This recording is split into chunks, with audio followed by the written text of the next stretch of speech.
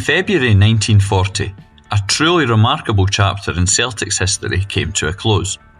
Willie Maley, associated with the club as player and manager for more than 5 decades, finally severed his formal ties with the boys. If ever there was a man destined to be connected with Celtic, it was Willie Maley. From even before his birth, and in his early years, fate seemed to repeatedly intervene to ensure that the words Maley and Celtic would become synonymous. This is the story of Willie Maley. Even before he was born, destiny set in motion events that would affect Willie years after his birth. In 1867, a Fenian activist in Ireland called Pat Welsh was seeking to leave behind this troubled life and move to Britain. However, as he attempted to depart Dublin, he was stopped by a British soldier, Sergeant Tom Maley. With Welsh assuring Maley of his desire to leave Ireland and start a new life, he was allowed to escape rather than face arrest. The two men kept in touch, something which would become relevant when they reconnected in Glasgow in later years. On the 25th of April 1868, the baby who would go on to become Celtic's longest-serving manager was born, a child to Thomas and Mary Maley. Willie Maley's birth took place in Newry Barracks on account of his father's role as a British soldier. To say the least, Willie was born into a footballing family. One of 4 brothers, 3 of them would go on to be football players and managers. As well as Willie's Celtic experience, his older brother Tom managed different English sides, such as Manchester City, whilst his younger brother Alec took charge of teams like Clyde and Hibs.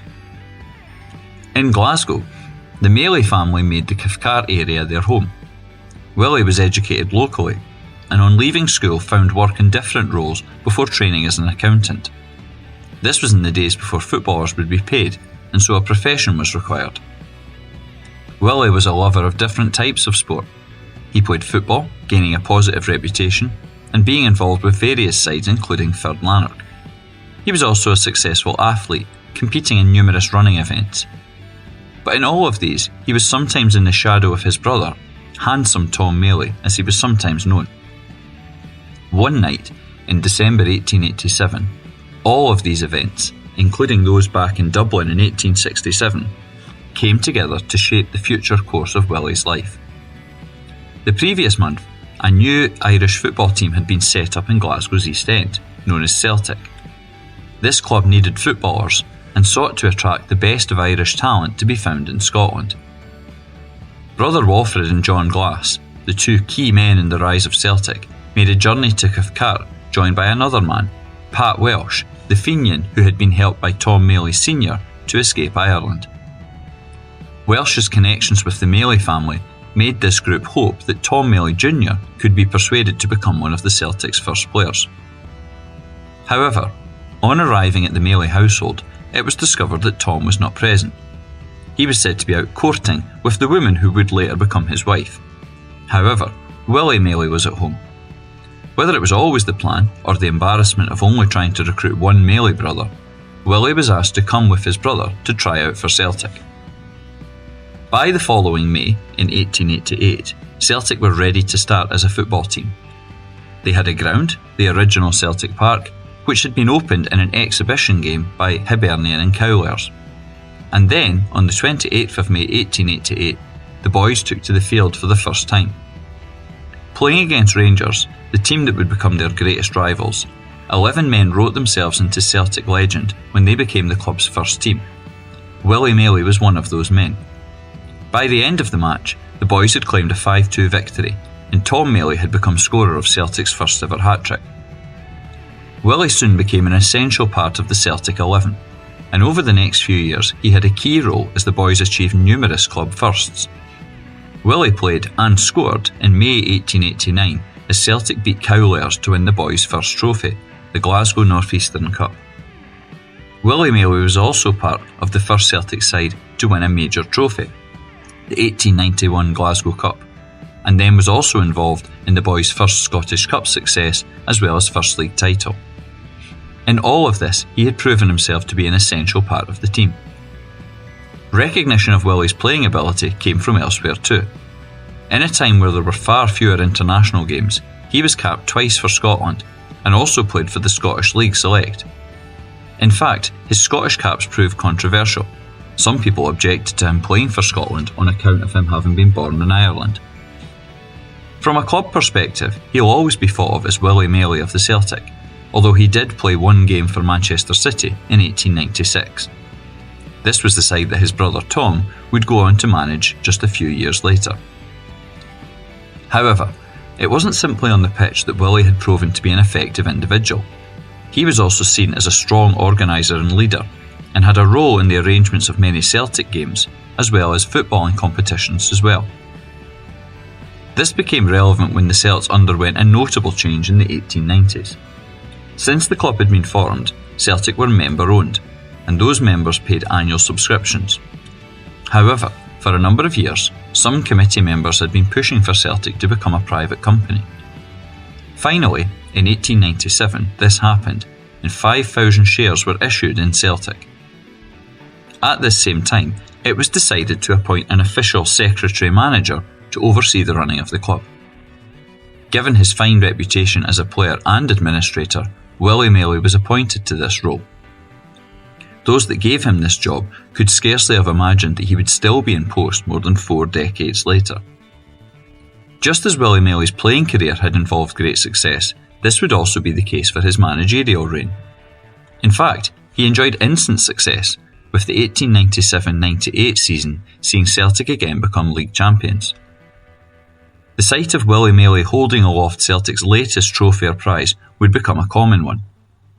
This includes memorable victories such as the 1902 British League Cup, and there was also Celtic's famous 6-in-a-row league titles run going from 1905 to 1910. This was a then world record and also Scottish record until the boys themselves beat it in the 1970s. Maley's success also created some unusual records, which are unlikely to be ever matched. For instance, in 1904, in the space of 1 week, one Maley brother won the Scottish Cup, and another won the FA Cup. Willie led Celtic to victory over Rangers, and then Tom Maley won Manchester City's first ever major honour. What was most surprising was that as well as leading Celtic, Willie also found time for numerous other business interests. He owned the sports shops, which was first located in the Gallowgate and then the Salt Market. And more famously, he also had the Bank Restaurant in Queen Street, which was effectively used as an office to run Celtic. Maley was an interesting character. Strangely for a man so interwoven with Celtic, he didn't always agree with many of the fans' opinions or actions. He was known to be a royalist, speaking fondly of meetings with the king, and also a supporter of the British Empire, not least when backing military recruitment events during World War I. Indeed, he tried himself to enlist, but was deemed to be too old. At other times, he was embroiled in fights and arguments with fans. During the 1920s, Maley was openly critical of the violence associated with the break clubs, which were early versions of supporters' clubs. He once said, "The war fever is dying out of men's blood. I feel sure that by next season we shall be rid of the break club hooligan, against whom all sporting men's hands should be turned." Celtic's first manager went even further, saying that those fans were the greatest blot that has ever soiled Scottish football. Willie's tenure in charge at Celtic Park saw numerous other notable club events, including the Celts switching to their now world-famous hoop shirts in 1903, and also leading the boys in their first travels out with Britain, going to Austria and Bohemia in 1904, and then further afield to the USA in 1931. The latter event eventually became a reminder that not all of Willie Maley's time in charge was happy. Heartbreak could at times be found too. Over the years, Willie Maley had cause to attend the funerals of Celts who had died through illness or addiction, but the most infamous of these tragedies came in 1931. In September of that year, Celtic's goalkeeper John Thompson was injured in a match versus Rangers at Ibrox. Willie Maley had to help the club cope with the awful aftermath of Thompson succumbing to his injuries, dying at the age of only 22. This was not the only time that Maley experienced the sad loss of people before their time. World War I saw death and destruction around the world, and some Celts, players as well as fans, died in the conflict. On a personal level for Willie, the most obvious of these was the death of his nephew, Josie Maley, son of Tom. Inevitably, a 43-year career in charge of Celtic could not always be one of success, and there was lean periods too. And by the end, it can be argued that Willie overstayed his welcome and should really have been advised to leave sooner. 1938 would have been a wonderful opportunity to do this. The Celts were again champions and also won the Empire Exhibition Cup, beating teams from across Britain. This marked Celtic's 50th anniversary, and at a dinner to celebrate this, Willie was given an award, with many at Celtic expecting him to then leave. However, this wasn't something he wanted.